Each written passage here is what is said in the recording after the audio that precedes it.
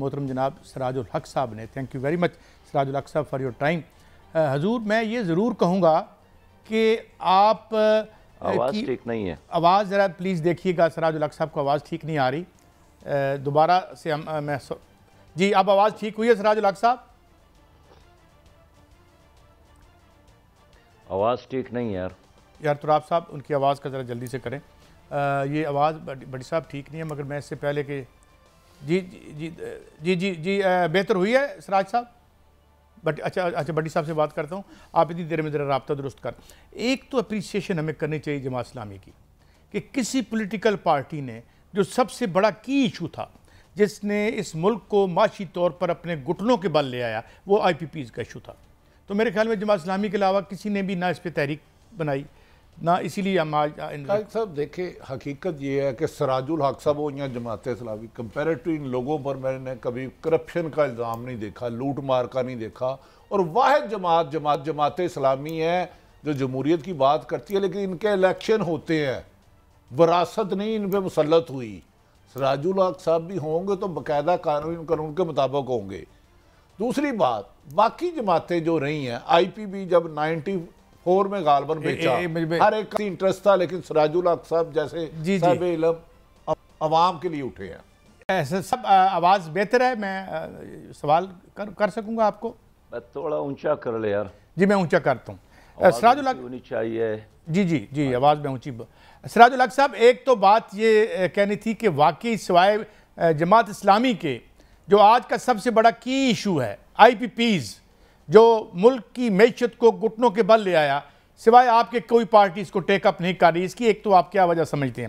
اور دوسرا میرا یہ جو سوال ہے کہ کیا کل جماعت اسلامی کے کچھ اور دوست بھی آئے ہوئے تھے, تو کیا ہمیں یہ مطالبہ بھی نہیں کرنا چاہیے کہ 1994 سے اب تک جو معاہدے ہوئے ہیں ہمارے پیسوں سے ہوئے ہیں ان کو بھی پبلک کر دیا جائے؟ تو اس پہ ذرا پہلے تو ہماری اپریسیشن آپ کے لیے, اور دوسرا آپ کیا سمجھتے ہیں کہ اس تحریک میں آپ آگے مزید کیسے بڑھیں گے؟ جناب سراج الحق صاحب. بسم اللہ الرحمن الرحیم. بہت شکریہ پیارے بھائی. اس وقت مسئلہ لوگوں کے لیے جینے کا ہے اور ہمارا مطالبہ یہی ہے کہ عوام کو جینے دو.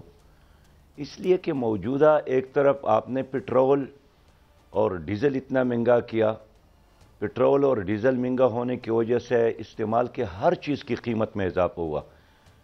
پھر دوسری بات یہ ہے کہ آپ نے بجلی کے بلوں میں جو اضافہ کیا ہے وہ لوگوں کی سوچ سے بہت زیادہ ہے, یعنی ظلم ہے. ہم افغانستان کے دوستوں سے ملتے ہیں وہاں بجلی سستی ہے, ایران والوں سے بات کرتے ہیں وہاں بجلی سستی ہے, بنگال والوں سے بات کرتے ہیں وہاں بجلی سستی ہے, انڈین سے پوچھتے ہیں وہاں بجلی سستی ہے. تو آخر پاکستان میں یہ کون سی قیامت آ گئی ہے کہ یہاں آپ نے 1 یونٹ بجلی 58 روپے تک اور 56 روپے تک پہنچایا ہے اور اب اس کو آگے لے جا رہے ہیں 75 اور 90 تک. تو ہمارا ڈیمانڈ یہی ہے کہ ایک تو بجلی کے بلوں میں جو آپ نے 48% ٹیکسز شامل کیے ہیں, 15 اقسام کے ٹیکسز, میٹر کرایہ, T V fee, income tax, surcharge tax, پھر بے شمار ایسی چیزیں ہیں کہ میں نے خود وابڑا والوں سے پوچھا ہے کہ یہ کس چیز کے ٹیکسز ہیں. انہوں نے کہا ہمیں بھی پتہ نہیں ہے, بس شامل کیے گئے ہیں. ابتدا میں 2 ٹیکسز تھے, اب بڑھاتے اس کو 15 تک پہنچایا ہے. تو ہمارا دوسرا ڈیمانڈ یہ ہے کہ کم از کم ان ٹیکسز کو تو ختم کر لے. تیسری بات یہ ہے کہ جو آئی پی پیز آپ نے پوچھا میرے بھائی, 1994 میں یہ معاہدے ہو گئے ہیں اور اب 2023 شروع ہو گیا ہے. 8.7 ٹریلین پیسے یہ ہماری جیبوں سے نکال کر لے گئے ہیں. خود واوڑا والے بتاتے ہیں کہ اگر 1000 ارب بجلی کی اصلی قیمت ہے تو ہم 2000 ارب کیپیسٹی چارجز دے رہے ہیں. نہ مصر کے ساتھ, ظاہر ہے ان آئی پی پیز کے معاہدے اور ممالک کے ساتھ ہے, کسی بھی ملک میں یہ نہیں ہوا جو انہوں نے ہمارے ساتھ کیا. پھر یہ ہے کہ یہ 88 کمپنیاں ہیں اور اس 88 کمپنیوں میں اکثر و بیشتر پاکستانیز ہے. تو آپ اپنے پاکستانیوں کے ساتھ بھی ڈالرز میں یہ معاہدے کر گئے ہیں, آخری وجہ کیا ہے؟ پھر ہمارا سوال یہ ہے کہ اگر ملک میں کوئلہ موجود ہے تو مہنگا کوئلہ آپ کیوں درآمد کرتے ہیں؟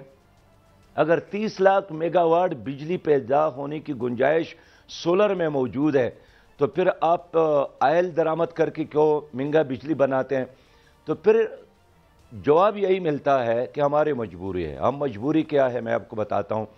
یہ جتنے کمپنیاں ہیں ان کے مالکان مافیاز ہے، اور یہ مافیاز ان کا تعلق پیپل پارٹی، مسلم لیگ اور پی ٹی آئی کے ساتھ ہے. یہ ان پارٹیوں پر انویسٹمنٹ کرتے ہیں، یہ الیکشن کے اخراجات برداشت کرتے ہیں، یہ ہیلی کاپٹرز والے ہیں. تو میں اس لیے سمجھتا ہوں کہ تاریخ میں اتنا بڑا ظلم شاید ایسٹ انڈیا کمپنی میں بھی انڈیا کے ساتھ نہیں کیا تھا جتنا ظلم آئی پی پیز نے پاکستان کے ساتھ کیا ہے. اب ہمارا ڈیمانڈ یہی ہے کہ کسی قومی اسمبلی کے فلور پر، سینٹ میں، کیبنٹ میں یہ معاہدے ڈسکس نہیں ہو گئے، تو ان معاہدوں کو اب پبلک کیا جائے، لوگوں کے سامنے لایا جائے. ہم نے خود رائٹ ٹو انفارمیشن کے تحت جو ایک قانون ہے. اچھا شہراز صاحب، گزارش یہ ہے کہ آپ نے میرے منہ کے الفاظ چھین لیے کہ تمام حکومتوں کے انویسٹر تو آئی پی پی کے ہیں. میاں منشا صاحب ایک بہت بڑی جماعت کو کرتے ہیں، اسی طرح دوسرے ہیں. کیا آپ پر بھی کوئی دباؤ آیا ہے کہ جی اپنا حصہ لے لیں خدا نہ خواستہ اور اس ایشو کو آئی پی پی کو چھوڑ دیں؟ اور دوسرا، کیا آپ سپریم کورٹ یا عالمی عدالت میں جائیں گے کہ پاکستان کی عوام کا یہ خون نچوڑنے کا سلسلہ روکا جائے؟ جماعت اسلامی کے علاوہ تو اس ایشو کو کوئی اٹھاتا نظر نہیں آتا. دیکھیے بھائی، میں نے بہت سارے ماہرین کو جمع کیا ہے، ہم کوئی جذباتی بات نہیں کرتے ہیں، اور ان تمام ماہرین نے ہمیں یہ مشورہ دیا ہے کہ اگر حکومت چاہے تو ان معاہدوں پر نظر ثانی ہو سکتی ہے، اس لیے کہ ہر معاہدے میں یہ شق شامل ہوتا ہے کہ اس پر نظر ثانی کیسی ہوگی. ایک یہ، اگر کوئی فریق اس سے نکلنا چاہے تو اس کا راستہ کیا ہوگا. دو، تیسری بات یہ ہے کہ ان تمام دوستوں نے مل کر، جس میں مختلف الخیال لوگ تھے، یعنی یہ میں نہیں کہتا ہوں کہ سب کے سب جماعت اسلامی کے لوگ تھے، اس میں بہت سارے ان جماعتوں سے تعلق رکھنے والے ماہرین بھی تھے. انہوں نے ہمیں بتایا کہ 1 لاکھ میگا واٹ بجلی پیدا ہو سکتی ہے ہائیڈل سے، جو سب سے دنیا میں سستی بجلی ہے. 3 لاکھ میگا واٹ بجلی بن سکتی ہے ونڈ سے، ہوا سے، جو یہاں اویلیبل ہے، اور 30 لاکھ میگا واٹ بجلی بن سکتی ہے سولر سے، جو اللہ تعالیٰ کی طرف سے ایک بہت بڑی نعمت ہے. 365 دن یہاں سورج موجود ہے.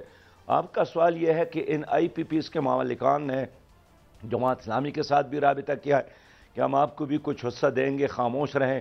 میں آپ کو یقین دلاتا ہوں کہ کوئی جرات نہیں کر سکتا ہے کہ وہ ہمیں خریدنے کی بات کرے یا ہمیں دبانے، جھکانے اور ڈرانے کی بات کرے. ہم عوام کی بات کرتے ہیں اسمبلی فلور پر بھی اور قوم سامنے چوک اور چوراہوں میں بھی. اس لیے جو آپ نے سوال اٹھایا نا کہ کیا بین الاقوامی عدالت میں جایا جا سکتا ہے، یہ کام ریاست اور حکومت کر سکتے ہیں، ان کو جانا چاہیے. اگر سپریم کورٹ میں جانے کی بات ہے تو جماعت اسلامی اس کے لیے تیاری کر رہی ہے. ہم نے وکلاء کے ساتھ اپنی مشاورت کو مشور کیا ہے اور انشاءاللہ ہم اس کے خلاف سپریم کورٹ میں بھی جا رہے ہیں. اچھا سراج صاحب، ایک رہنمائی فرما دیں آپ کی موجودہ فائدہ. الیکشن آئین اور قانون ہوتا ہے کسی بھی ملک کو چلانے کے لیے. آئین میں ہے کہ 90 دن میں کوئی اسمبلی تحلیل ہو جائے تو الیکشن ہونے چاہیے. پنجاب اور خیبر پختونخوا کی تقریباً آپ جانتے ہیں 7-8 ماہ ہو گئے ہیں، اور وفاق میں بھی حکومت بادی النظر میں الیکشن کراتے ہوئے نہیں نظر آتی. کیا اس سلسلے میں جماعت اسلامی کوئی لائحہ عمل بنائے گی کہ ملک میں آئین اور قانون کے مطابق صاف شفاف الیکشن وقت پر کرائے جائے؟ دیکھیں، اب تو الیکشن کمیشن نے اعلان ہی کیا ہے. ہم کہتے ہیں کہ چلے دیر آئے درست آئے، اعلان تو کر ہی لیا. اگرچہ پھر بھی انہوں نے کوئی ڈیٹ اناؤنس نہیں کیا، 1 مہینے کی بات کی ہے. لیکن ہم یہ کہتے ہیں کہ انہوں نے آئین کی خلاف ورزی تو کی ہے. آئین میں تو یہی ہے آرٹیکل 224 کے تحت کہ 90 دن کے اندر الیکشن ہونا چاہیے. تو کے پی کے میں بھی نہیں ہوا، پنجاب میں بھی نہیں ہوا. اس وقت بھی ہمارا یہ مطالبہ تھا کہ ایک ہی دن پوری ملک میں الیکشن ہو، چاروں صوبوں میں بھی ہو اور مرکز میں بھی ہو. لیکن اس وقت چونکہ الیکشن کمیشن نے اگر اعلان کر ہی لیا ہے تو ہم اس کو ویلکم کرتے ہیں، اور ڈیمانڈ ہمارا یہی ہے کہ خدا را ایک شفاف الیکشن کو یقینی بنا لے تاکہ الیکشن کے بعد نئے جھگڑے اور ایک نیا فساد برپا نہ ہو.